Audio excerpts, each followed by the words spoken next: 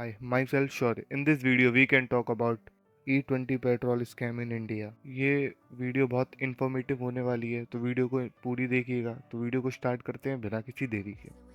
सबसे पहले हम जानते हैं E20 पेट्रोल यानी ई पेट्रोल क्या होता है। जो ई होता है वो इथेनॉल होता है और पी पेट्रोल।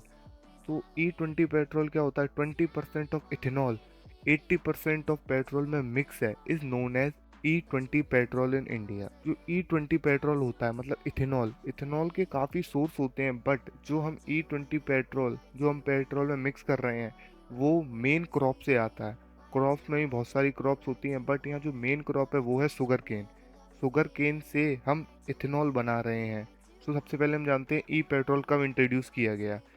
जनवरी 2003 में ई पेट्रोल को इंट्रोड्यूस किया गया। तब टारगेट था 5% का, बट 2014 तक टारगेट अचीव नहीं हो पाया और 1.2% ही ब्लेंडिंग हुई पेट्रोल में। बट 2014 में जैसे ही बीजेपी आई, एक महीने बाद जो 5% था ब्लेंडिंग, उसे 10% कर दिया गया।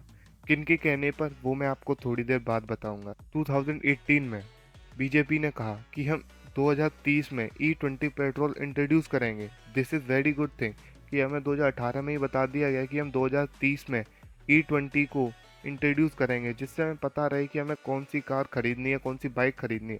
पर इन मार्च 2025 में अचानक से E20 को इंट्रोड्यूस कर दिया गया और कहा गया कि हम 2030 तक E30 को इंट्रोड्यूस कर देंगे। मतलब आपने अचानक से कहा कि अब हमें अपनी कार E20 पेट्रोल डालना पड़ेगा। पर इससे क्या नुकसान है? तो सबसे पहले, जिनकी कार E20 फ्यूल के लिए कंपेटेबल नहीं है, उनकी कार का माइलेज बहुत ड्रॉप हो गया है। बीजेपी ने कहा कि 5 to 6% ड्रॉप इज देखने को मिला माइलेज में, बट ऐसा नहीं है। मैं आपको एक एग्जांपल से समझाना चाहता हूँ कि कोई कार है जो 12 का एवरेज दे रही है, उसका माइलेज गिर के 5 to 6 हो गया है। मतलब 50 to 60% माइलेज में ड्रॉप, मतलब पूरा आधा, कि हमारा माइलेज पूरा आधा घट गया। बट बीजेपी तो 5 to 6% कह रही है। ई पेट्रोल को इंट्रोड्यूस करने के काफ़ी फायदे थे। ये नंबर वन, हमें पेट्रोल ई पेट्रोल सस्ता मिलेगा as comparison to petrol, but ऐसा नहीं हुआ। E20 पेट्रोल आज भी उतने ही रुपए का है जितने का पहले E10 या पेट्रोल था। उतने ही रुपए का आज हमें E20 पेट्रोल मिलता है। इसमें कोई कॉस्ट कटिंग नहीं हुई। और E20 को ई पेट्रोल को इंट्रोड्यूस करने का सबसे बड़ा रीज़न था, जब भी बाहर के देशों के बीच में युद्ध होता था, जैसे अभी यूक्रेन और रशिया के बीच में वॉर हुई, उसमें पेट्रोल के दाम बढ़ जाते थे, क्योंकि कोई कंट्री अपने पेट्रोल इंपोर्ट करने के ज़्यादा पैसे लेती थी, क्योंकि उसके यहाँ युद्ध हो रहा है, उसके यहाँ वॉर हो रही है। इसलिए उसके कारण इंडिया में भी और बाकी के सब कंट्रीज में सारी चीज़ें महंगी हो जाती थी। उस महंगाई को कम करने के लिए और बाहर के देशों पर डिपेंडेंट ना रहने के लिए ई पेट्रोल को इंट्रोड्यूस किया गया था इंडिया में। काफ़ी लोग बोलेंगे जब E10 को इंट्रोड्यूस किया गया तब इतना लफड़ा या इतनी आउटरेज हमें देखने को नहीं मिली। ऐसा क्यों? क्योंकि 2010 से ही जो सारी कंपनी, कार मैन्युफैक्चरिंग कंपनी थी जो कार बना रही थी, वो E10 कंपेटेबल कार बना रही थी। पर 2023 के बाद जितनी भी गाड़ी बनी है वो E20 कंपेटेबल गाड़ी बनी है। जिसके पास पुरानी गाड़ी है उनका माइलेज ड्रॉप हुआ है।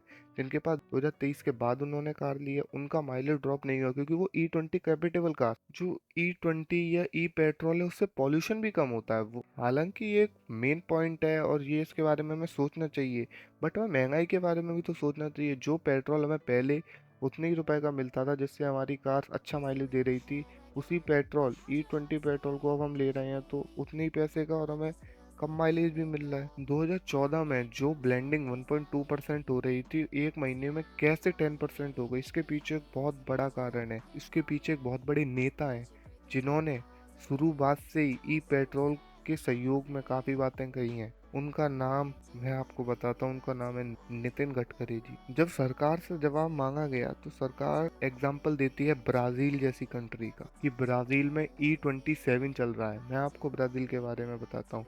1970 में ब्राज़ील में ई पेट्रोल को इंट्रोड्यूस किया गया था और वहाँ धीरे धीरे से स्लोली स्लोली E27 पर, आज E27 पर पहुंचे हैं ब्राज़ील। तो उन्होंने अपनी जनता को, अपने लोगों को टाइम दिया है कि वो धीरे धीरे E27 पर आए हैं। पर इंडिया में ऐसा नहीं है।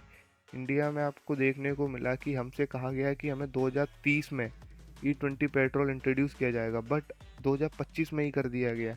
इसका बहुत निगेटिव इम्पैक्ट देखने को मिला है हमें आज के टाइम पर। मेरा काम है आपको सही बात बताना और सही ढंग से बात बताना। मैं किसी पॉलिटिकल पार्टी को सपोर्ट नहीं करता, ना मैं किसी पॉलिटिकल पार्टी की बुराई करता हूँ, पर मैं यहाँ पर भी किसी भी टॉपिक में किसी पॉलिटिकल पार्टी की अपीयरेंस दिखती है मुझे तो मैं ज़रूर बात करता हूँ। तो इसमें भी एक मिनिस्टर या एक मंत्री हमें देखने को मिले जिनका नाम है नितिन गडकरी जी।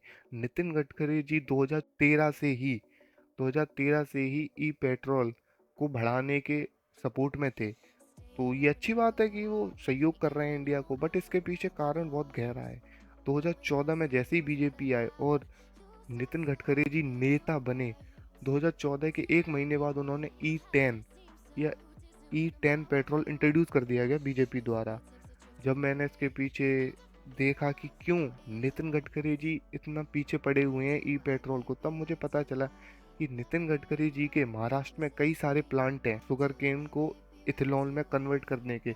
मतलब नितिन गडकरी जी जिस चीज़ के मिनिस्टर हैं उस पर काम ना करके वो पेट्रोलियम साइड जाना चाह रहे हैं, क्योंकि उनकी कंपनी को या उनकी फैक्ट्री को फ़ायदा हो। बस मैं किसी पॉलिटिकल पार्टी के बारे में कभी कुछ नहीं कह रहा, ना मैं अब कह रहा हूँ। बस मैं आपको एक सर्टेन ऑफ आंसर बता रहा हूँ कि जिस भी नेता की आप पूजा करते हो, जिस भी नेता को आप मानते हो, वो नेता आपके लिए कुछ नहीं कर रहे हैं। वो अपने बच्चे, वो अपने लोगों के लिए कर रहे हैं। उनके दोनों बेटे शुगर केन की बड़ी कंपनी के मालिक हैं। उनका पिछली साल का रेवेन्यू 1000% से ग्रो हुई है उनकी कंपनी, क्योंकि E20 इंट्रोड्यूस हो गया, E30 इंट्रोड्यूस हो जाएगा। तो ऐसे ही वो तो ग्रो करते रहेंगे। आप किसी भी नेता, बीजेपी के किसी भी नेता को देखिए, उनका बेटा किसी अच्छी पोस्ट में, ना उसमें क्वालिफिकेशन हो ना उसमें टैलेंट हो, पर उनका हर एक बेटा एक अच्छी पोस्ट पर है। तो बस यही था इस वीडियो में। आई होप आपको वीडियो अच्छी लगी हो तो एक कमेंट कर देना, लाइक कर देना, सब्सक्राइब कर देना। मिलता हूँ एक नई वीडियो में किसी अच्छे टॉपिक के साथ। नमस्कार एंड बाय।